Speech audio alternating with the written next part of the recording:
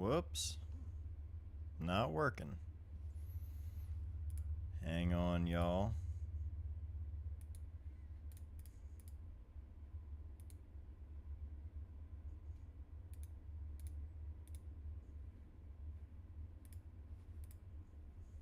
Maybe. I'll let you take a look at what we're looking at tonight. Trying to figure out what's going on with my main camera. Matt, Jim, Raphael, what's going on? Appreciate y'all being here and in the chat. Give me just a minute. Gonna try to figure out what's going on here. What's going on, Pete? Hang on, not this one. I have to basically refresh this camera every time.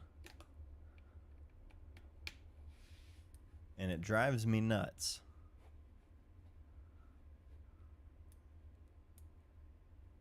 There we are. Every time. I basically have to unplug it, plug it back in. I don't know why. If anyone else just so happens to use a DJI Osmo Pocket 3 for live streaming, and for whatever reason, no matter which USB cable I use for streaming, with OBS, it just will all of a sudden freeze and drop out, and I have to unplug it and refresh it. I don't know why that is, and I haven't been able to figure that out. So if anyone can help me, let me know. But more importantly, we've got a book here, Dog Breath by Matthew Genetempo. Last week, I think it was, we took a look at Jasper. That's a book by Matthew Genetempo that I've had for quite a while. We've talked about it. I think I've shared it in a previous video, but we looked at it on live stream last week, and a lot of people really enjoyed that one.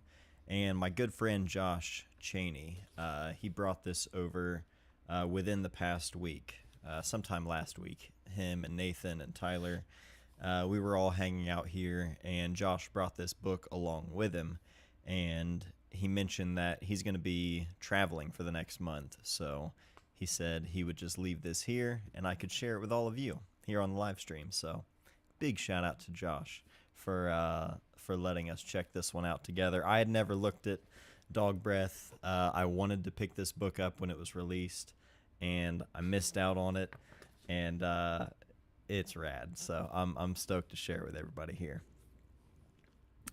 Not the same camera, but at church we use OBS, and I've needed to manually reboot the camera multiple times. Yeah, maybe it is just like an OBS thing. It's free, so I can't complain, I guess. Tyler Woodford, what's going on, brother? Thanks for being here. Good to see you. I think you'll enjoy this book, Tyler, that we're going to take a look at.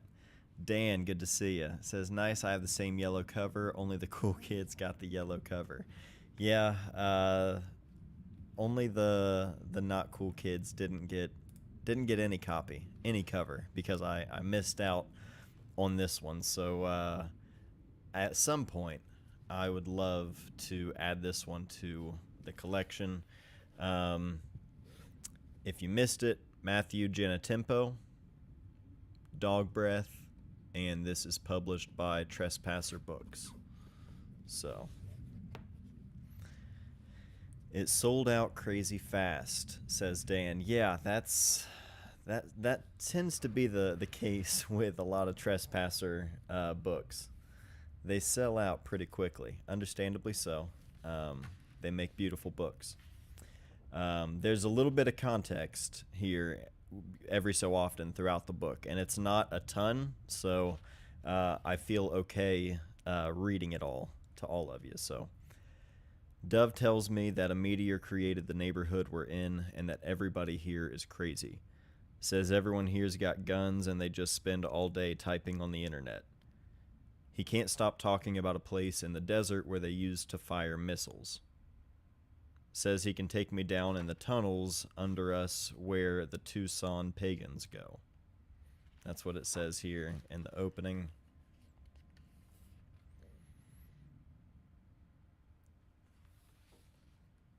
Good evening. Great Vanzini, thanks for being here.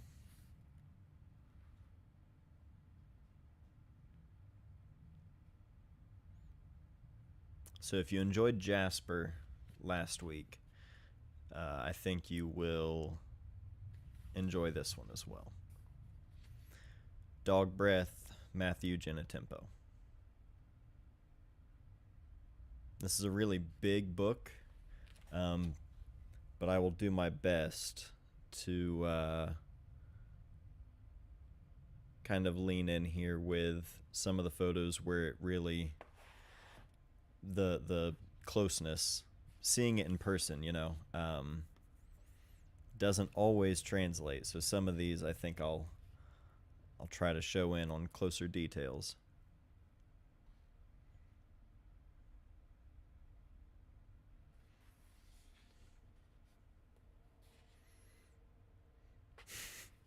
This one right here,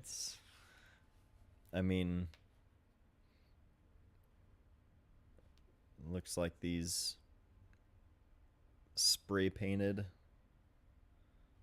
pieces of wood all over there, but just that hard light and the shadow against it, this cross here.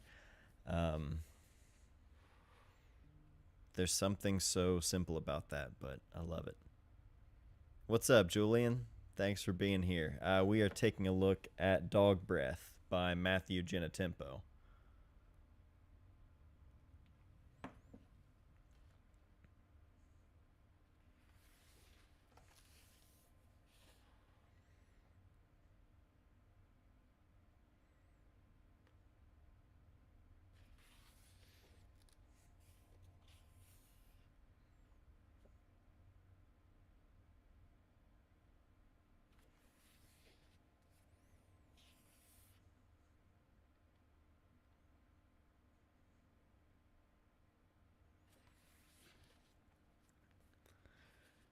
Dove says you can get money for anything. Says he can get 20 for the copper in the old stereo. Says the quartzite is probably worth 5. The tapes ain't worth shit.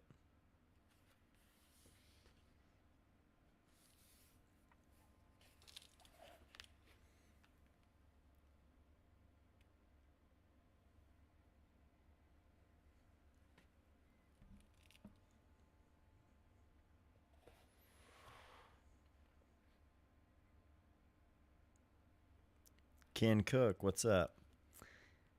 Jonathan, they almost look like pencil drawings. Yeah, I really like the finish, the feel of this paper. Very much like that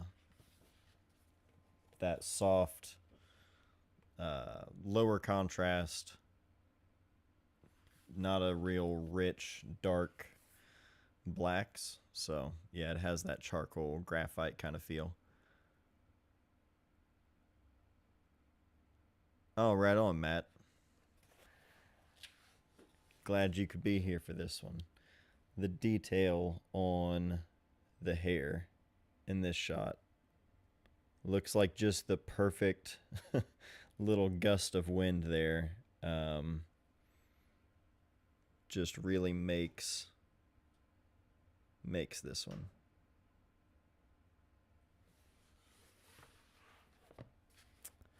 Matt, I don't know. I would imagine so. Most of them do kind of have that feel that they were on film, but I don't know for certain.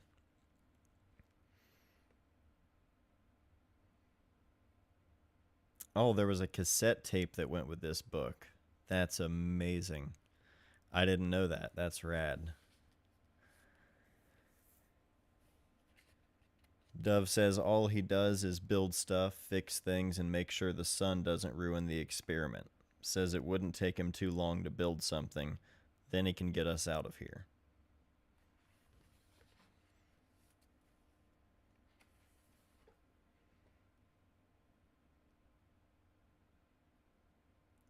Robert, thanks for being here. Says, good evening, long time lurker, first time watcher due to being old and up early every day. Hey, trust me, man, I feel it. It's only 9 o'clock here tonight, or on my time zone, and every week when I'm done with the stream, I'm ready to crash.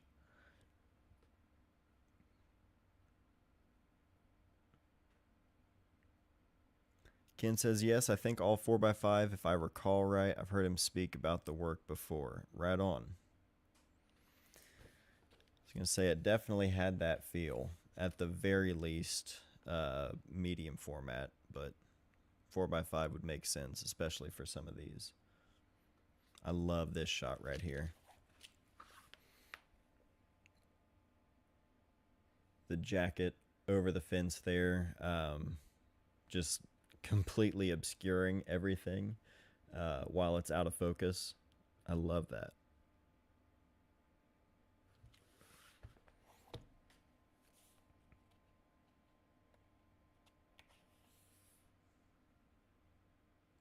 Robert says, you have kids, I have livestock dogs. I totally get that.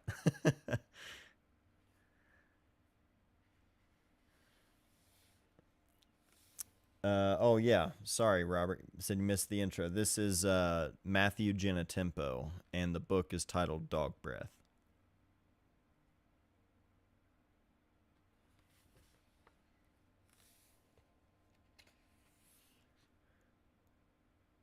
Yeah, Jared, I agree. I had no idea about the cassette tape, and so now I'm very curious what the audio is like to go with this.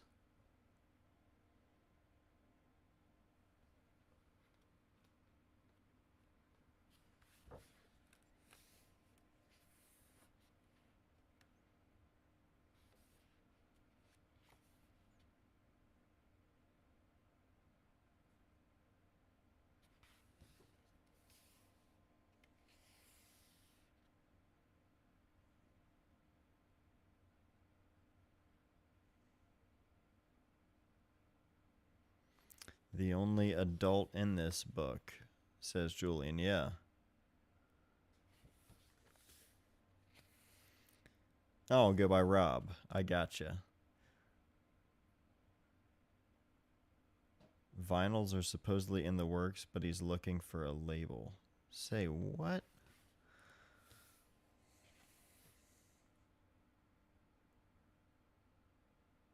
I am so curious.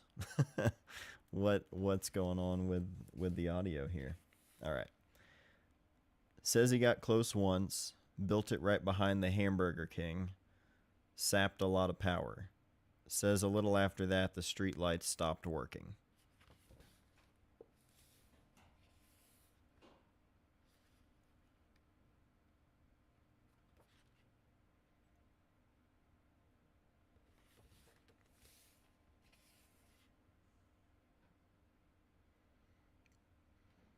Chris Tellez, what's up, dude? Good to see you.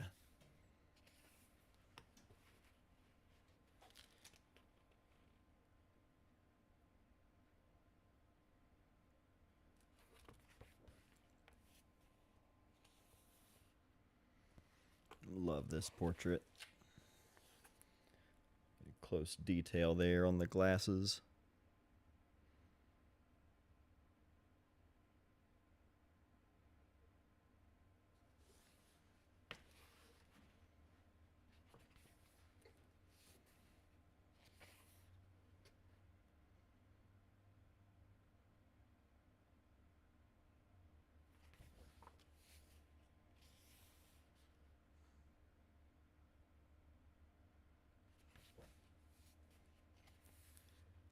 Says if you don't leave here soon, it's never going to happen.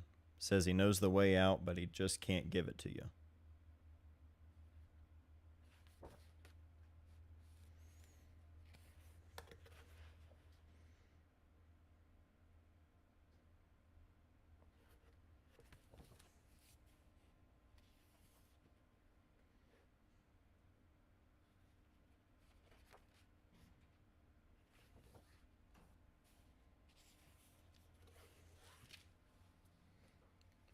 this one.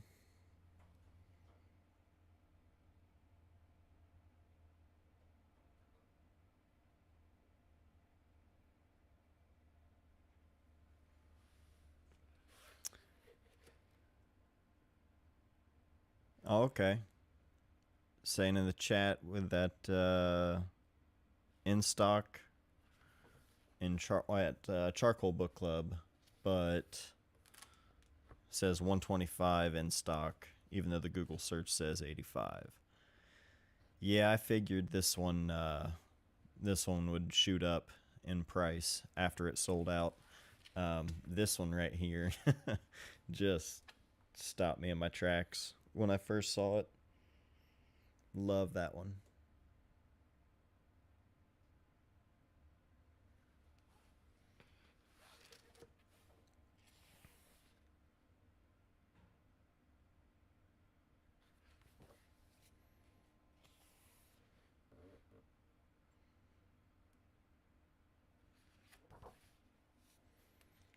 I meet Dove riding a busted bike searching the alley for ditched stereo parts. He says you can harvest the metal inside, but he can't find nobody around here that'll buy it. Says most people don't know what it is. Says no one here even knows what gold looks like.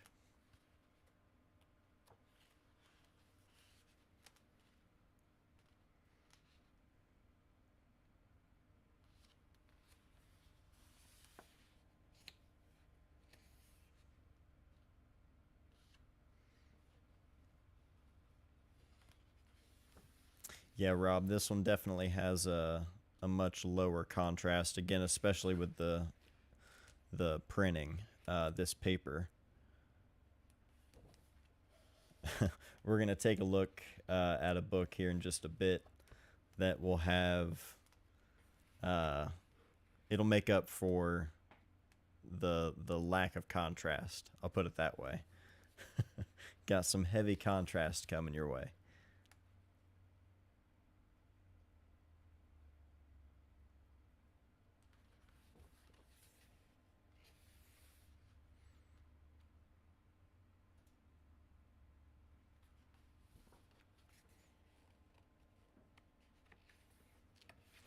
Love this one as well.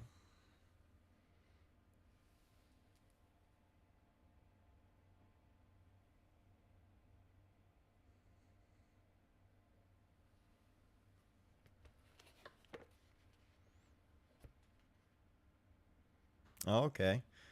Julian says there are no photos of Dove's face in here, but there is one photo of his hands. I wonder if it's the one. Let me see.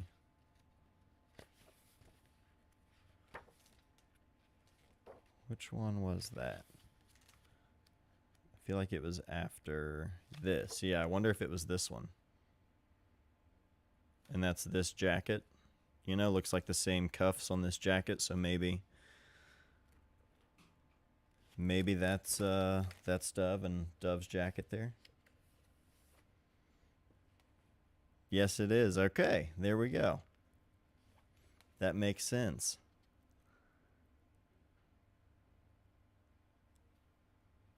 Dan says, I think the thing I liked about the way it was printed was it definitely has that desert vibe. Oh, yeah, yeah. Yeah, absolutely. There is something about that sort of like not washed out look necessarily, but yeah, I think I get what you're saying. Jalen, what's up, brother? Good to see you.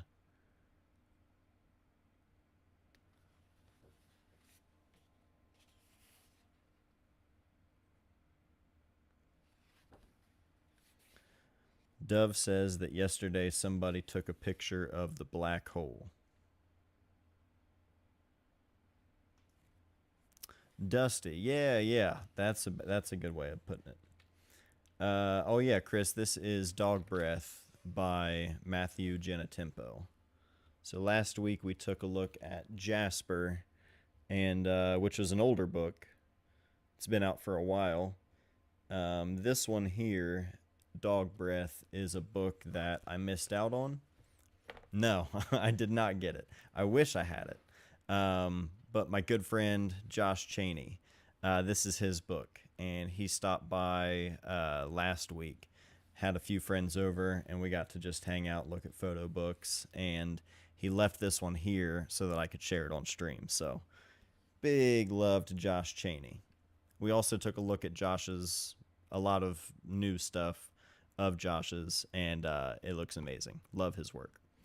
This says photographs made in Tucson, Arizona.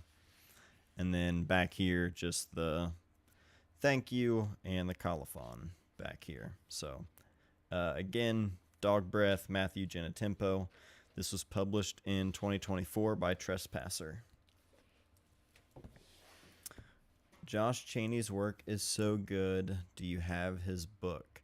I do, and we can take a look at that. I have Sassafras Ridge, as well as like so many zines that Josh made years and years ago. I took Josh's senior portraits back in like 2018. So I've known him since he was a little kid, and it's awesome to see him making the photos he's making and self-publishing, putting his work out there. Just he's awesome. Love Josh, and just such a good dude. Yeah, it was great to get to spend time with him and Nathan and Tyler this past week.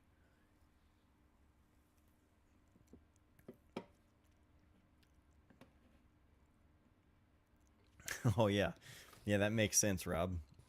That would be your kind of book.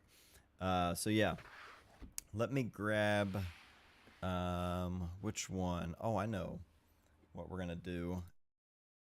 Whoops, didn't mean to do that. We're gonna take a look at the Mennonites.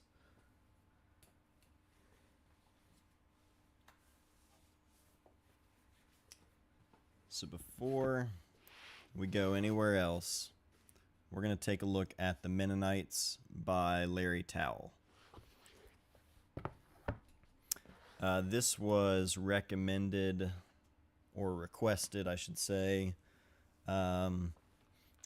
Someone on stream a couple of weeks ago, I wrote it down. Ray, I think is the name.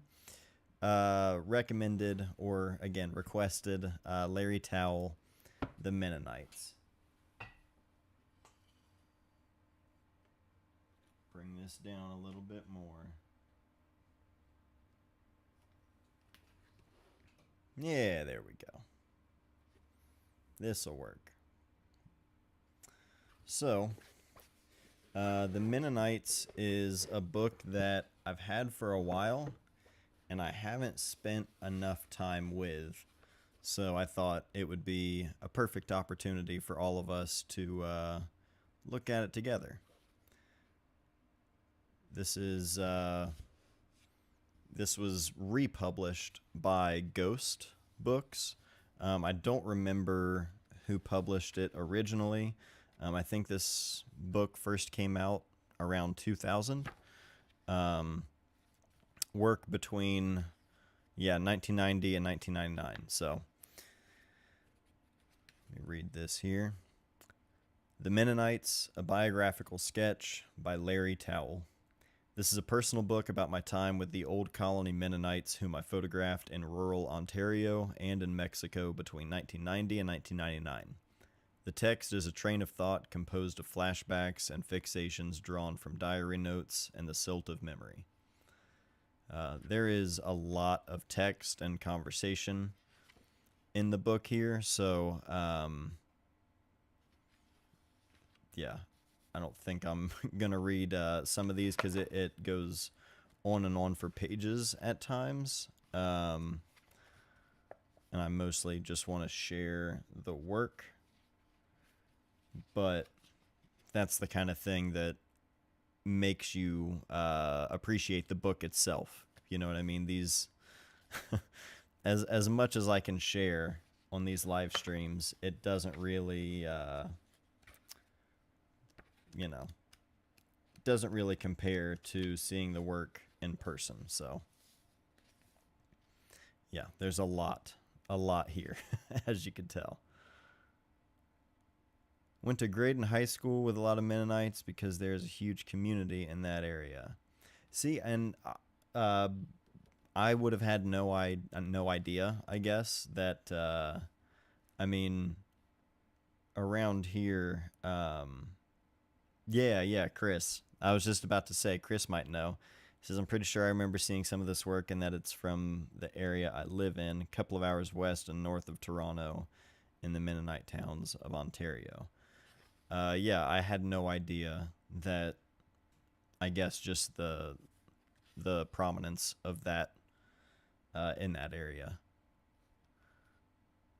So good. This is I mean, this is one example, and there are books made over a much longer time span as well. So this, again, just one example, but uh, man, goes to show like what time can really be. You know what I mean? Or what it can do for the work. Dedicating an entire decade to this subject matter. It's I don't know. I surveyor. I made myself take a year. I said you've got a year to work on this and make something from it. And the idea of dedicating like an entire decade to something is so appealing. Julian, thank you so much. New channel member. Huge shout out to Julian. Appreciate the support. Thank you so much, man. Tim, big Mennonite population here where I grew up. Yeah, see, that's around here. There's some Amish around here, but not a ton. A little bit west of here, there's a little bit more, but I don't really know of any, like where the nearest, I guess, Mennonite community would be.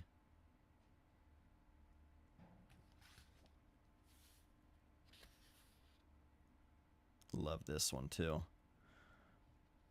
Like, I don't know what exposing for this, or I should say printing, really. Looks like from inside of some kind of barn, but just this little bit of light hitting inside here. I was as I was looking at this, just thinking about working on this one in the dark room and like burning all of this perfectly. That's such a good one. You just got that nice horizon line right there through the cut.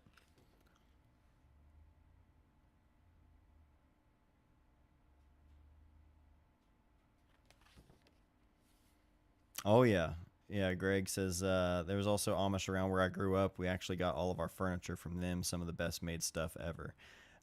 Yeah, my dad, he went and bought like the dining table whenever they moved. My mom and dad first moved out to this house. That was one of the things he did. Was he was dead set on getting an Amish table and a couple of rocking chairs for him and my mom. So yeah, good stuff.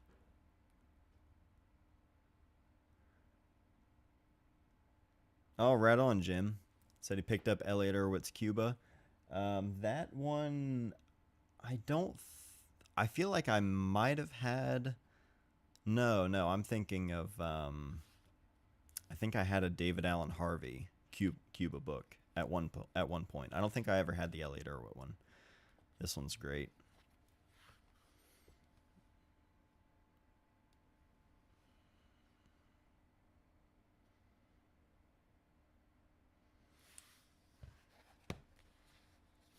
I like in the beginning talking about this being sort of a biographical sketch. And a lot of this sort of stuff feels very point of view, very like first person perspective kind of thing. Obviously, a camera typically, if you're holding the camera, it's going to be from your perspective, but you know what I mean. It's not from an idea of placing the camera here. This feels like this is where Larry was and just pulled the camera up. There was no shifting left or right or anything. I mean, this is inside a vehicle. So, yeah, I really like that kind of perspective, especially for this. I think focusing on a community and like visiting there, spending a lot of time there, showing that close sort of close quarters perspective. I feel like that adds that intimate kind of feel to it, you know?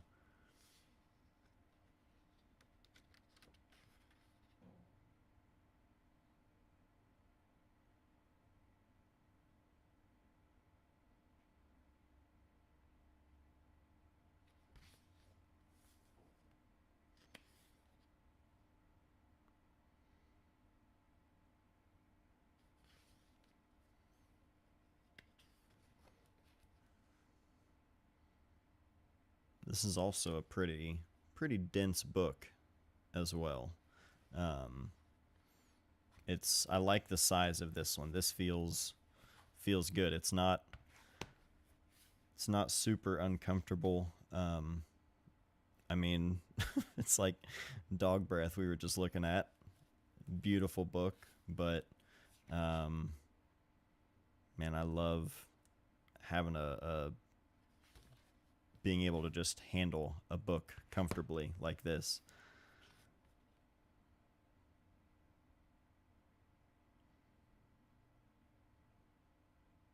Yeah, Rob, that sort of like dappled light. Um, I was thinking the same thing. Love that as well.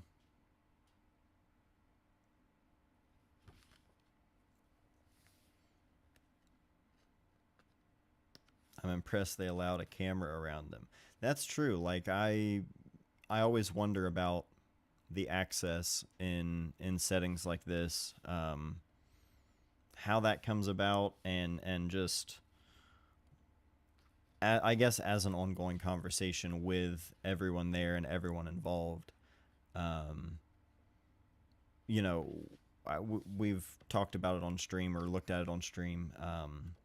Skin and Grove by Chris Killip, and meeting someone who was from that town and them talking about, oh yeah, everyone knew of him, like everyone just knew he was a photographer, and while he was around everyone just treated him, like he was one of the locals.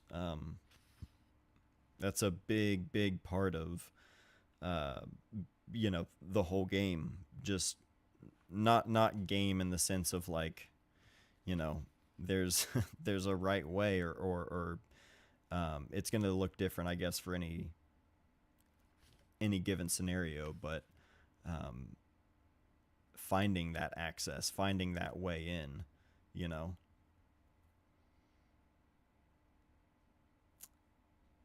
Oh, okay, yeah. There's a large Amish community in Holmes County, Ohio, about 90 minutes northeast of Columbus. Very interesting combination of Amish communities and the tourism that has grown up around them.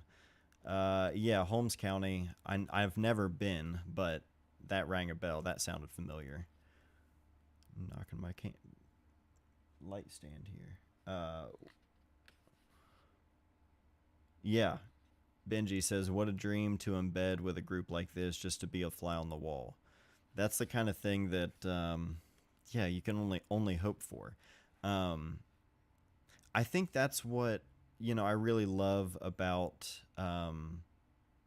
Yeah, Greg, these were between 1990 and 1999. Hey, take it easy, Rob. Thanks for being here. Hope you get to check out some other streams in the future. Get some rest.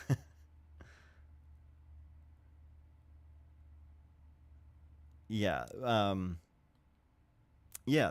As I was saying, the Mark Steinmetz summer camp.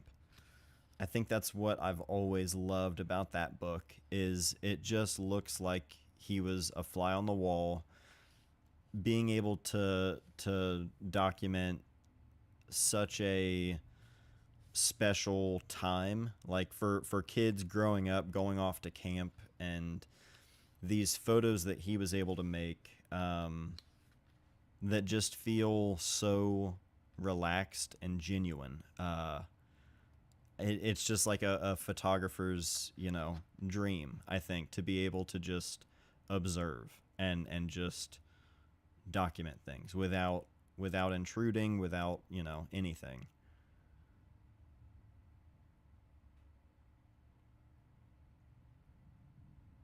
Yeah, Chris, this is right in your backyard, man. Yeah, this is it's just great.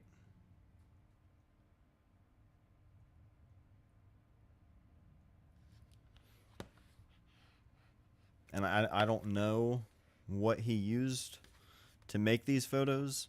To me, it just feels like 35 millimeter. Between 90 and 99, it all to me looks like just 35 millimeter, probably Tri-X. um, if I had to guess. And this is this is a good reminder of what else do you need? You know, I would be content. As a matter of fact, lately that's all I've been doing, because that's just what feels good. Just sticking to 35 millimeter black and white. Oh, look at the light.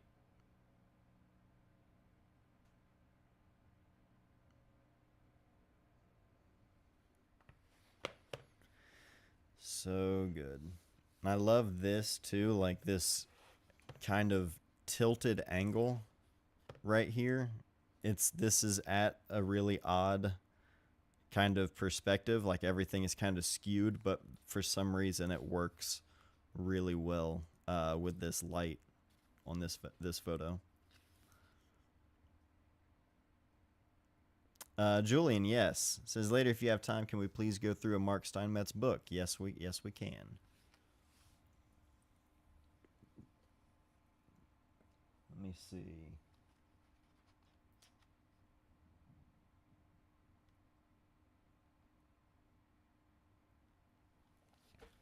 I was looking over there. I'm trying to see. Whoa.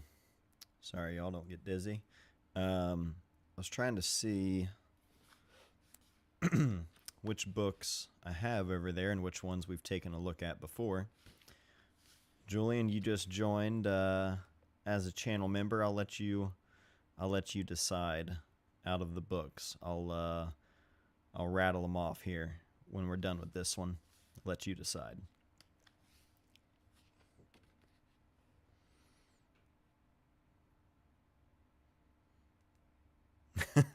My bank account is going to be wrecked with so many things you've shared. To be honest, I need to do some kind of some kind of book purge, book sale. I just have so many. We were talking about it when Tyler and Nathan and Josh were over the other day. I said, I have a hard time. It's the same reason I've always sold gear. Like, I have a hard time just seeing stuff sit around, um, and I'm not enjoying it all of the time. This, with the photo books, the time that I get to sit down with these books, you would think if I've bought this many over the years, that I would be spending tons of time with them. But right now, I just haven't been, except for these live streams. So I'm like, I want to. It kills me to think, some people would probably be interested in some of these books, especially if they're out of print. And I don't like just hanging on to them and hoarding them. But at the same time, when I do get a chance to sit down with them and treating it, like a library, everything is, it's all a resource. It's all good for reference. And these live streams, more than anything, it's been like when a friend comes over and I get to share a book with them immediately that they're interested or that they might be interested in. Um, that's like that's the transactional thing where we're getting excited and we're like sharing that's the transaction. That's what I mean. Not a financial thing, but like we're we're sharing the work that we're excited about, and you naturally will think of books that someone might like, and I don't know, it's just such a fun social element of sharing, photography that way. And being able to do that through the streams is like lately has been one of those things where I'm like, all right, even if I don't get a chance to sit down with these books as much as I would like to, at least they can serve as a reference here, for people who might be interested. So all that to say, all that yapping to say, I'm stoked you guys enjoy these. Dude was locked in with seeing the money shots. Yeah, that's the thing. Like, I think giving yourself that much time, a full decade of just being focused, Julian, why don't you go ahead and sell that "I Love You, I'm Leaving" book to me? That, my friend, I cannot do. That's one that I cannot let go of. I did share with Matt himself. We were talking about trying to find a day that both of us are free so that we can have this conversation about We the Free for the channel. And I shared with him that we took a look at "I Love You, I'm Leaving" on stream recently, and that it was a big hit. So he was happy to hear that. That's one that I might have shared it before. My friend Kevin gifted me that one like as a surprise. I went to Minnesota to Kevin's house when we were shipping my first book, Friend of Mine, and I was going through an awful time personally when that was happening. And when Nathan and I got back, I didn't realize it, but Kevin had given Nathan the book to smuggle back here in the truck to surprise me with, because it hit me so hard while I was there, and I looked at it at his copy of the book. So that one was a personal gift from Kevin. That's easily one of my top three books. Raucous Supreme. Yes, I have Everybody Street. That's a fantastic documentary. I used to watch that like repeatedly when I would be developing film. Yeah, Everybody Street is that's a great one.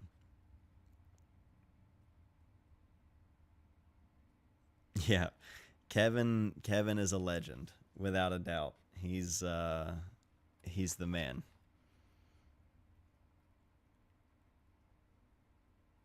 That's so good.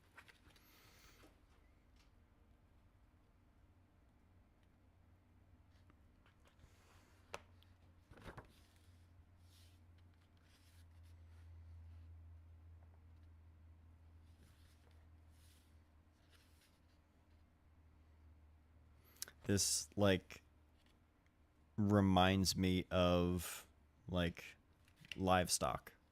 Like this looks like a crowded livestock photo. You know what I mean? I'm not making any kind of like statement by saying that. That's not some like edgy jab being like, "Oh, look at the sheep." You know what I mean? But like that's just what that reminded me of, and it feels yeah, it feels fitting.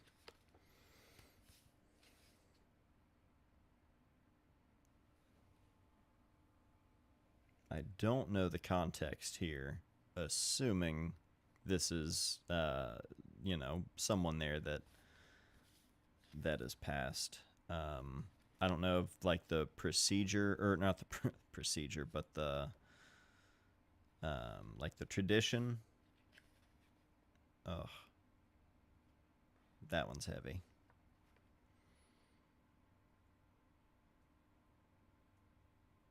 Mm.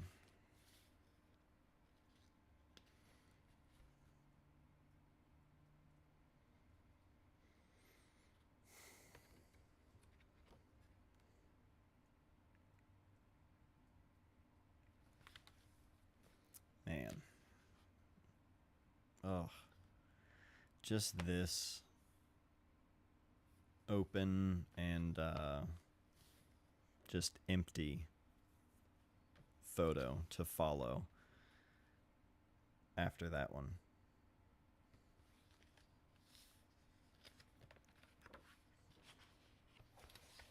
That's a incredible photo. Oops.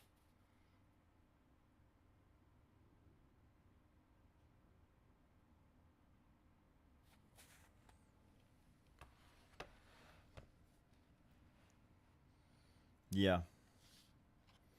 Yeah, there's definitely a rawness to it. He was there for a decade. 1990 says all the pictures were made between 90 and 99. So,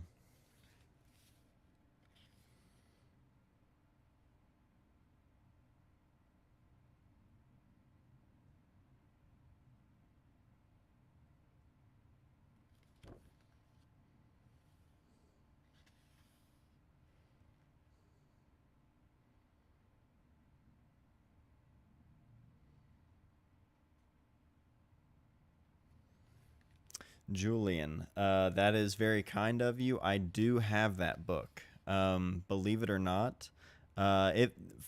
I guess for future reference, if there are other books that you would like me to share on stream, and I don't have them, by all means, yeah, shoot me a message, an email, get a hold of me somehow, and we can talk about it.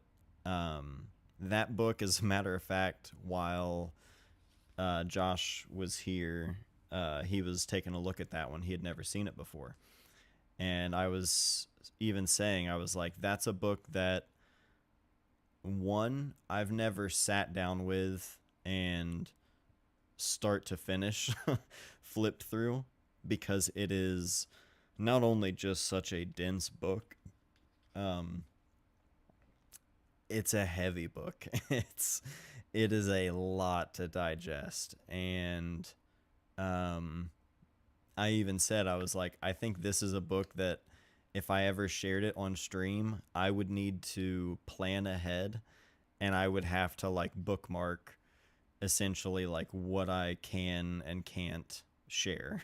I can't just passively flip through and be like, oh, whoops, I can't share that on the internet.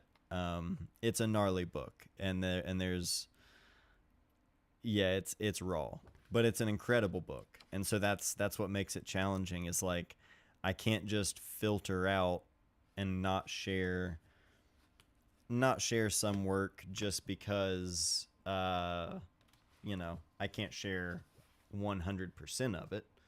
Um, does that make sense? I don't want to completely just count that book out and be like, nope, that one's not an option because it's got some raw stuff. I just need to plan accordingly. Um, man, talk about like an all-time photo.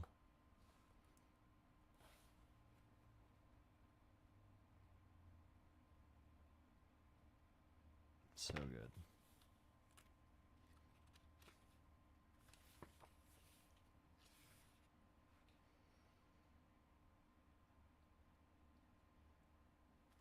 Man, again, I think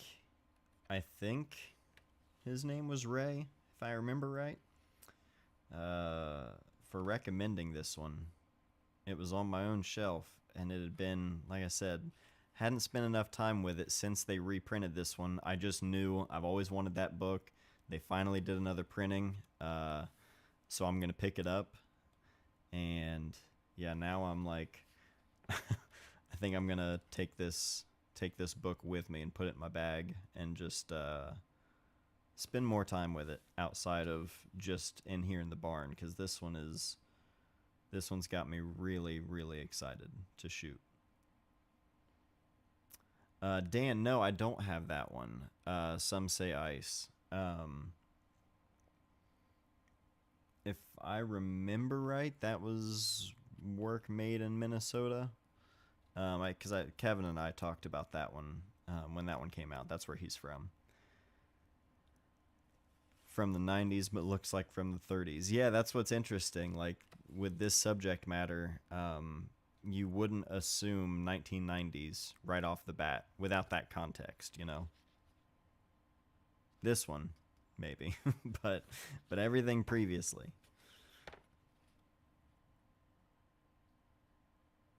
I think this is my favorite you've shared. Hell yeah. I love to hear that. Yeah, this one is this one's just got everything. Like, it's got a lot of really fun sort of candid stuff. It's got really like quiet landscapes. Oh, I love this. The hair and the drain, like, that's so good.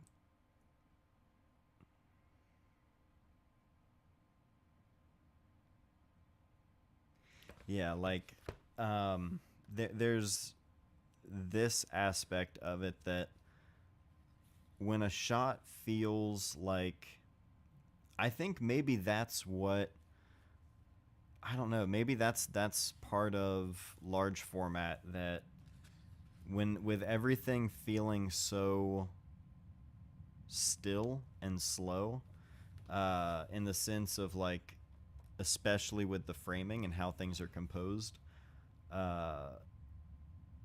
there's an energy to the more candid, the things that are clearly happening just right in front of him that he's reacting to with the camera, not necessarily, you know, a shot that they saw and then grabbed the camera and started putting the pieces together. I just love the reactive kind of feel to it, if that makes sense. Here you've got the year as well as location, and yeah, the family, the colony, with each photo.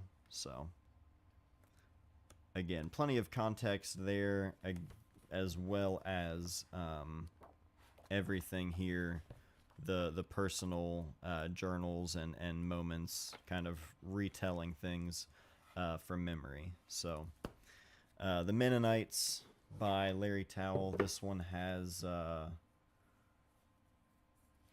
little slipcase here.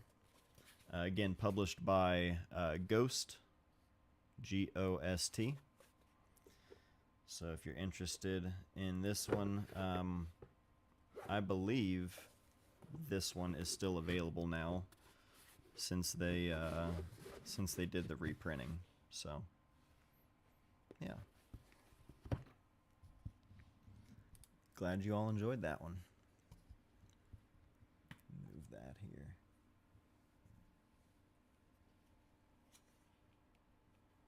Bring that out. Up. All right, Julian, we have, get ready, we've got Carnival, Past Kville, Rivers and Towns, the, what is it, the South Trilogy, South Central, Greater Atlanta, and Southeast. We've got Summertime, Summer Camp, and The Players. Those are the Mark Steinmetz books that I have available. And whatever you'd like to take a look at, any of those.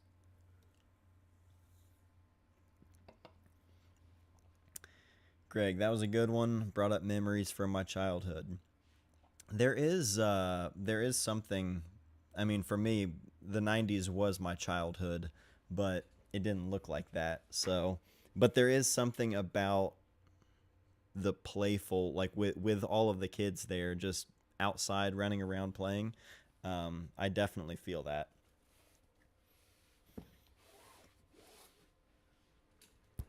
All right, South Central or summertime.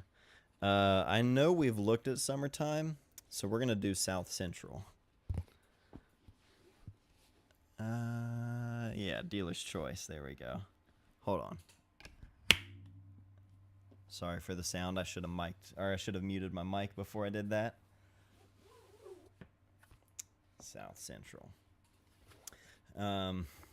First of all, just the cover of the South trilogy.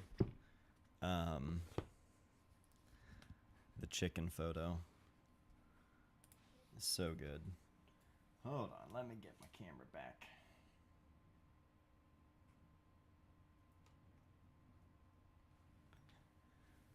Right there. That's so good. Love that. Let me adjust my exposure a little bit. It's not too bright. Now, South Central. Chris, thanks for hanging, man. Always good to see you. All right. Bring it in a little bit more.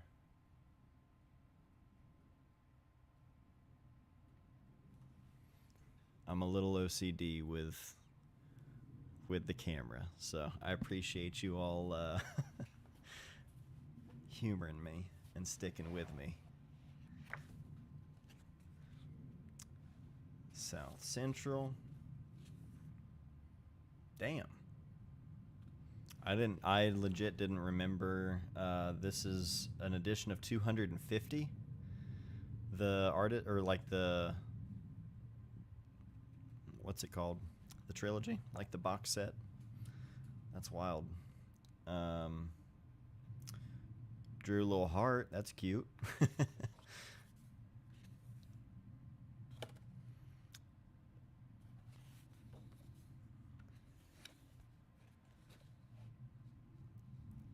Yeah.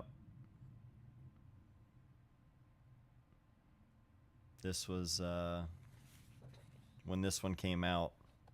This was like this trilogy, like this set came out, I feel like around the time that I had kind of like just discovered Mark Steinmetz's work. So I had maybe a book, one or two books before this set came out. But it was like I was still on that like, oh my god, I just found my new favorite photographer ever moment. And so when this entire set came out, it was just like Christmas. It might have actually come out in the winter. I can't remember, but it felt like Christmas.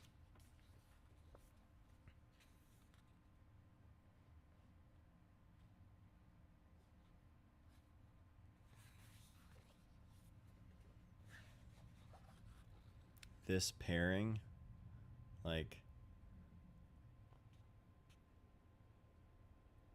guy totally looks like he would be the bad guy in a 90s movie, and he's like, you know, fiddling with this lock, and then the next photo is this little kitten. Just ah.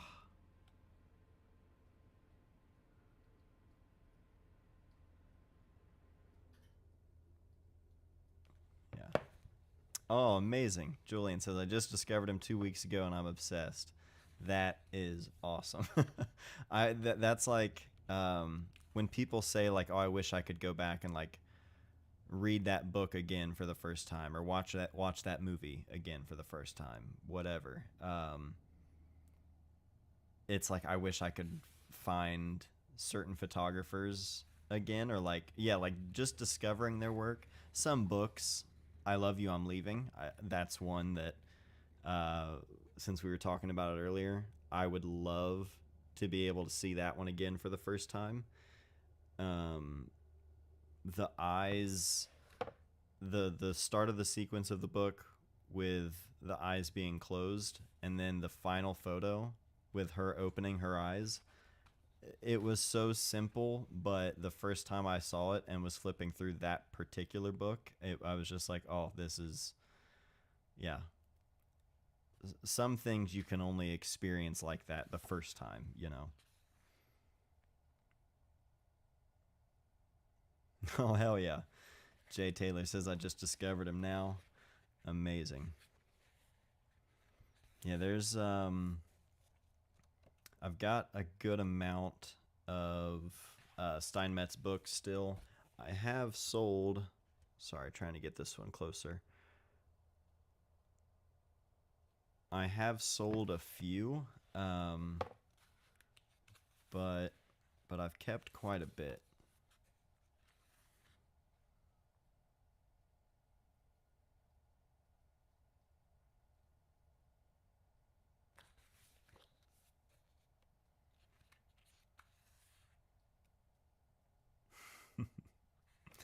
This guy.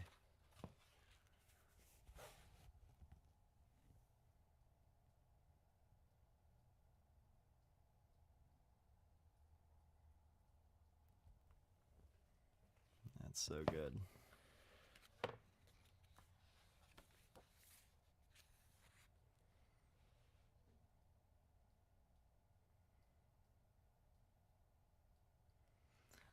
I'm so curious how,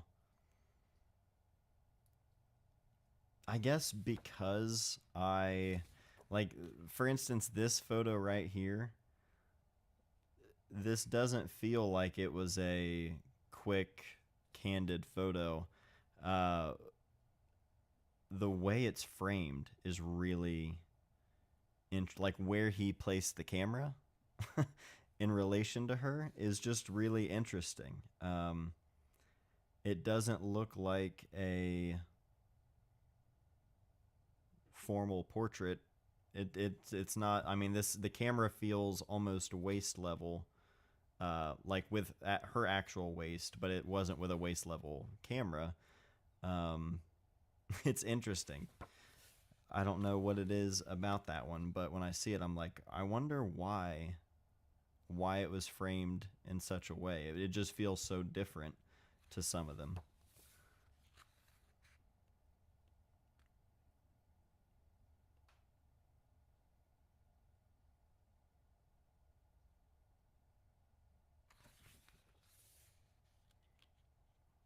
Love the light in both of these. It's like really direct sun, but not harsh or bright enough to where he can't be looking directly into it. So it just has this, oh, just this really like crisp feel to it. Same with this one here. Little differently. It's just more of a backlit, but um, yeah, beautiful.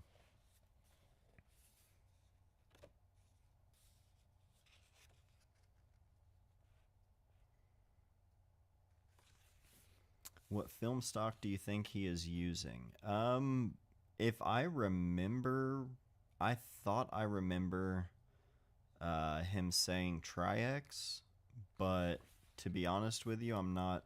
I'm not sure.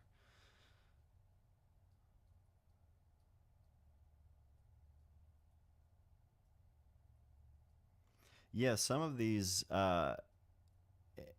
in the sense of like his candid photos, there's something about his photos that feel. I think I might have talked about it before. Sometimes it feels like the photo that we're getting is the photo before the photo or the photo after the photo, if that makes any sense. They don't always feel as specific, like I'm here to take a portrait. It's pictures of people, but they look more like moments than they look like portraits. Even if they're looking, even if they're not doing anything in the photo. For instance, this photo, he's looking at the camera, but if he were just looking off camera, it would feel a little bit more like a moment than just a portrait. Like this one right here, the expression on her face, I don't know, there's just something different about the way Mark Steinmetz photographs people.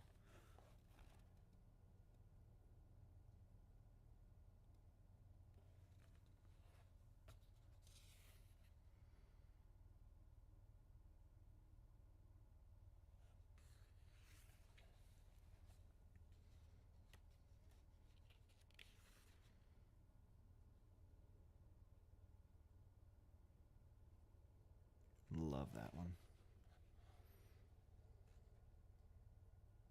Yeah, that sounds about right. Age wise, early 50s. That seems right.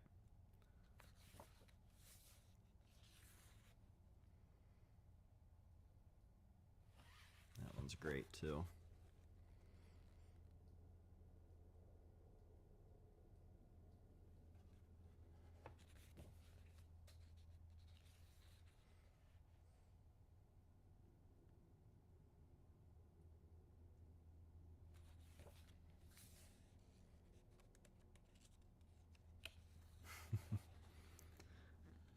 This one probably wouldn't see otherwise unless I shared it up close. You can kind of see the bird there. The cat just potentially oblivious to it.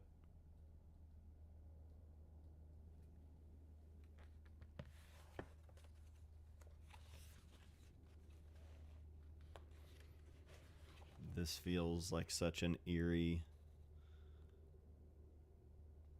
photo. Nothing automatically eerie about locking a car door, but the way it's shot and the hand on the outside of the glass like that, there's something about it. I love that one.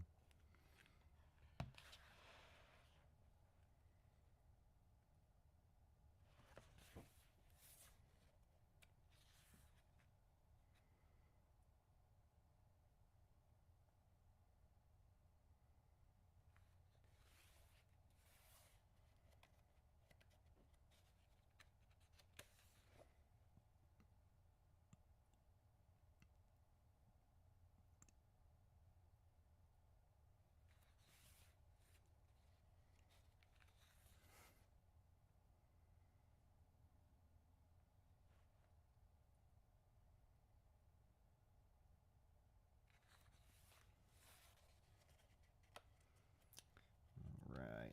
Yeah, this was 2020. Nazraeli Press. There might be another. Yeah. Thought so. What a way to go out. South Central by Mark Steinmetz. Julian, I hope you enjoyed that one. I'm glad you found Mark Steinmetz's work. Summer Camp is one we've looked at on stream before. That one's probably my favorite Mark Steinmetz book, and I think it's one that gets overlooked quite a bit because it's not. I don't know why, actually. I don't know why that one gets overlooked. But it's a gem. Oh, okay, yeah. In an article, he says he used a Fuji 6x9 with Tri-X pan. Yeah, I knew those Fuji, the 6x9 rangefinders. Him and Sage Sawyer. Seems like a lot of my favorite photographers really gravitated towards those cameras. The Texas Leicas, the big Leicas, which makes sense. I've been using my M6 quite a bit again. um, to no surprise, I guess. But the last few days, I've been burning through film, and it feels good. I'm actually gonna mix up Fresh Fixer tonight. I need to take in really need to get that running water out here, but that's gonna be a little while before I get that done. Um, but yeah, got to get everything washed up and ready to mix up some fresh chemicals.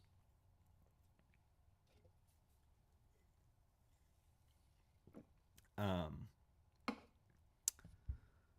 what was I going to say? Oh, tomorrow. My friend Rich.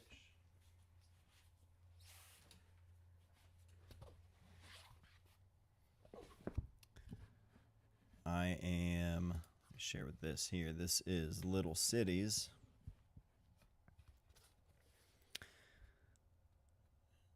Rich Joseph Facune, I believe is how it's pronounced.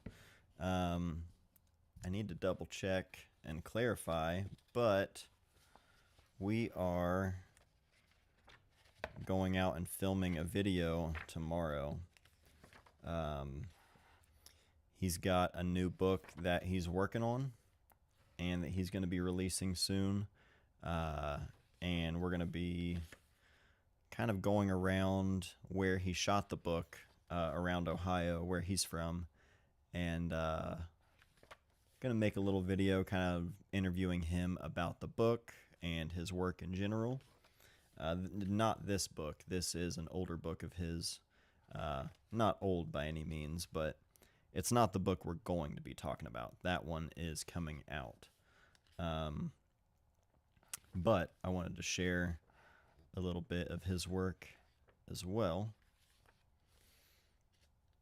I'm excited for this one though, because this is the kind of thing that I want to do more of. If I had more time, I would do more stuff like this where I'm filming other people and sharing their work.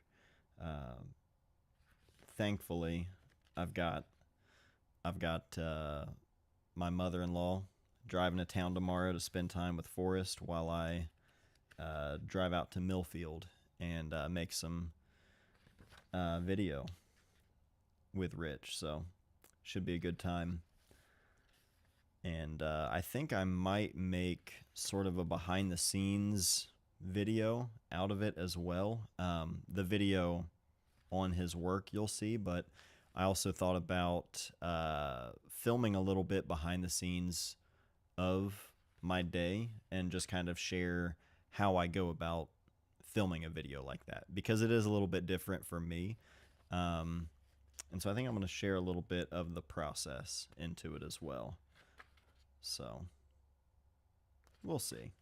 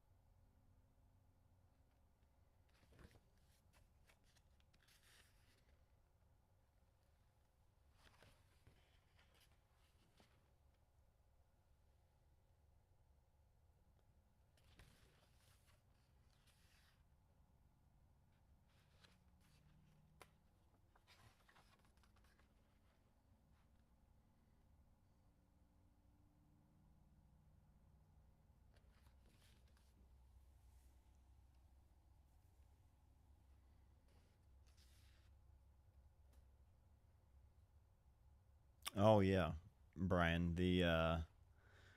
That's the thing. Getting in the car and just driving, looking for work. That's something that I wish. I think most of us wish we had more time for. Yeah, I'd be curious how. I know in some of the books in recent years he's shared kind of how the books came about how those particular pictures came about. But yeah, I'd be interested in knowing a bit more about, I guess, what his process looked like. Reminds me a bit of Sternfeld. Yeah, definitely. Um, and I at least all of this book, I'm not sure what it was that he shot anything with, but everything being 6x6, I'm curious to see more and hear more about his newer book in comparison.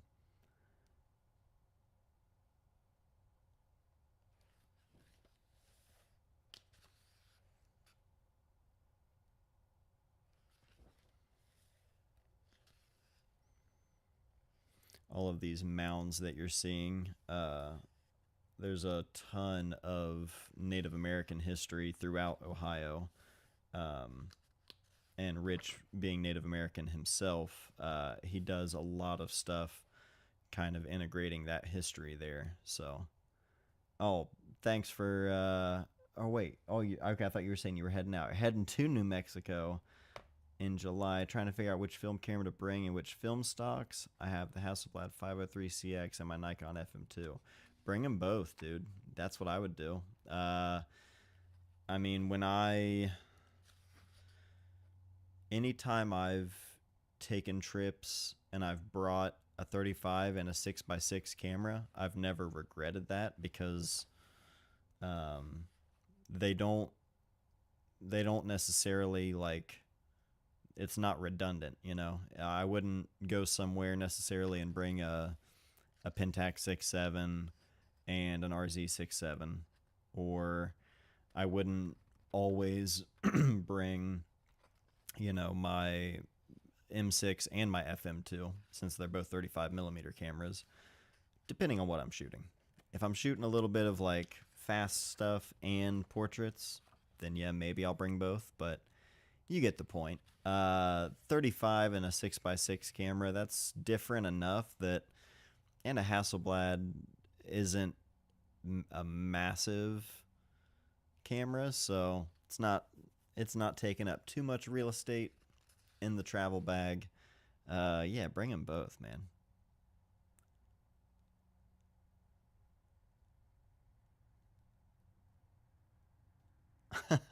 Saw someone using a Mentos bottle cap as their lens cap. Hey, whatever works.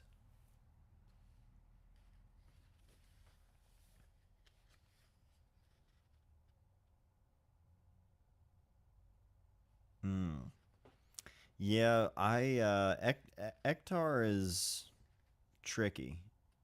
Um, I used to try and like just,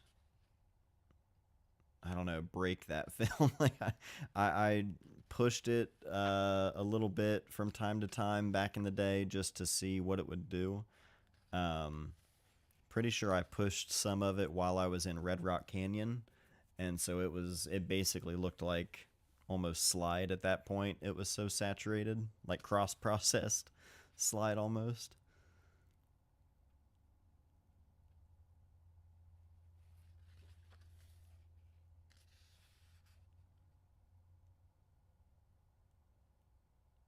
Any road trip I take, I bring the FM2 and Olympus stylus and my Olympus trip. Damn, strapped up. I used to be that way. Like way back in the day, I remember I went to Grandfather Mountain in North Carolina, and I had a Crown Graphic, an RB67, an SX70, FM2, and a Polaroid 180. Brought all of that with me while hiking.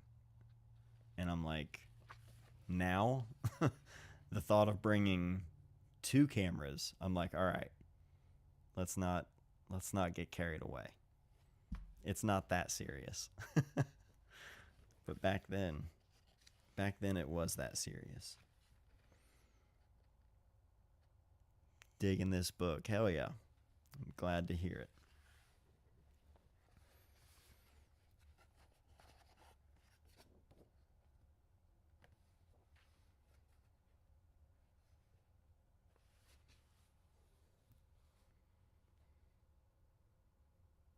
Love that. Old school print. Yeah, 2022. Thought so. Little Cities, published by Little Oak Press, which is Matt Ike's imprint. So, small world.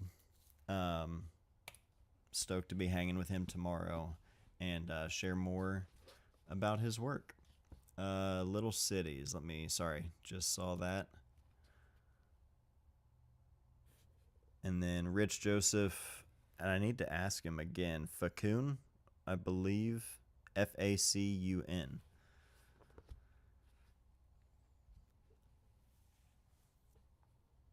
So yeah, there we go. Thought it was going to freeze up on me again. Glad you enjoyed that one. Yeah, he'll be with me tomorrow, so you'll see that video probably in a couple of weeks once it's done, but maybe a little bit longer. Depends on when the book is coming out. We're going to release it, I think, around then. What's up, Daniel? But that's going to be it for tonight's stream. I appreciate y'all hanging with me. The books, if you're just now joining us and you want to take a look back at the replay, Dog Breath by Matthew Genetempo, Larry Towle, The Mennonites, which is probably my favorite one that we've looked at tonight. It had been a minute since I've sat down with that one, and that one got me stoked. So, The Mennonites by Larry Towle, South Central by Mark Steinmetz, and Little Cities by Rich Joseph Facun. So, if you guys have any questions for me, any recommendations for books for next week, reach out, shoot me a message. But yeah, that's it. Love you guys. Thanks for hanging, and I'll see you next week. Hope y'all enjoy your week.